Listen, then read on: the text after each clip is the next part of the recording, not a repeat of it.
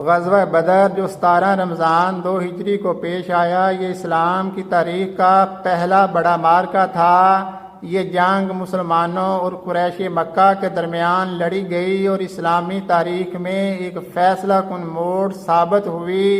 پس منظر جب نبی اکرم صلی اللہ علیہ وسلم اور آپ کے صحابہ نے مکہ سے ہجرت کر کے مدینہ میں اسلامی ریاست کی بنیاد رکھی تو قریش مکہ کو یہ بات گوارا نہ تھی۔ وہ مسلمانوں کو ختم کرنے کے در پہ تھے اور مسلسل سازشیں کر رہے تھے۔ اسی دوران نبی کریم صلی اللہ علیہ وسلم نے قریش کے ایک تجارتی قافلے جو کہ ابو سفیان کی قیادت میں شام سے مکہ جا رہا تھا کا راستہ روکنے کا ارادہ کیا تاکہ مسلمانوں پر ہونے والے مظالم کا کچھ بدلہ لیا جا سکے۔ فوجی تیاری اور مقام بدر۔ قریش مکہ کو جب مسلمانوں کے عزائم کا پتہ چلا تو انہوں نے ایک بڑی فوج تقریباً 1000 جنگجو تیار کر کے مدینہ پر چڑھائی کا فیصلہ کیا۔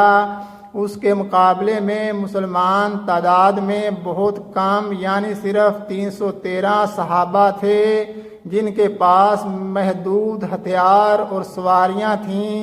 دونوں فوجیں بدر کے مقام پر آمنے سامنے ہوئیں جو مدینہ اور مکہ کے درمیان ایک مشہور میدان تھا۔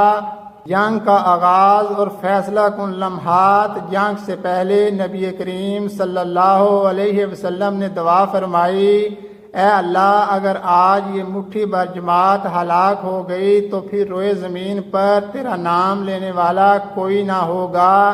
جنگ کے آغاز میں قریش کے عظیم جنگجو عتبہ، شیبہ اور ولید بن عتبہ کو حضرت حمزہ، حضرت علی اور حضرت عبیدہ رضی اللہ تعالی عنہم نے شکست دی۔ فرشتوں کی مدد کا ذکر قرآن میں آیا اور یقیناً اللہ نے بدر میں تمہاری مدد کی تھی جب تم بالکل بے سر و سامان تھے۔ مسلمانوں نے بے جگری سے جنگ لڑی اور قریش کے 70 افراد قتل اور 70 قیدی بنا لیے جبکہ مسلمان صرف 14 شہید ہوئے۔ نتائج اور اثرات۔ اسلام کی پہلی فتح۔ مسلمانوں کا مورال بلند ہوا اور انہیں یقین ہو گیا اللہ کی مدد ان کے ساتھ ہے۔ قریش کی طاقت کمزور ہوئی۔ قریش کے بڑے سردار جیسے ابو جہل مارے گئے جس سے ان کی قیادت کو شدید دھچکا پہنچا۔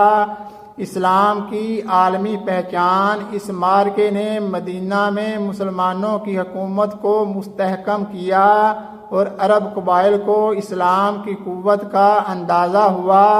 قیدیوں کے ساتھ حسن سلوک۔ نبی کریم صلی اللہ علیہ وسلم نے بدر کے قیدیوں کے ساتھ نرمی اور شفقت کا سلوک کیا اور بعض کو تعلیم کے عوض رہا کر دیا۔ قرآن میں غزوہ بدر اللہ تعالیٰ نے اس جنگ کو یوم الفرقان، حق و باطل کے درمیان فیصلہ کرنے والا دن قرار دیا۔ اور اگر تم اللہ پر ایمان رکھتے ہو اور اس پر جسے ہم نے اپنے بندے پر اتارا، فیصلہ کے دن جس دن دونوں جماعتیں ملیں اور اللہ ہر چیز پر قادر ہے، یہ جنگ نہ صرف ایک عسکری کامیابی تھی بلکہ ایمان، صبر اور اللہ پر بھروسے کی ایک روشن مثال بھی ہے۔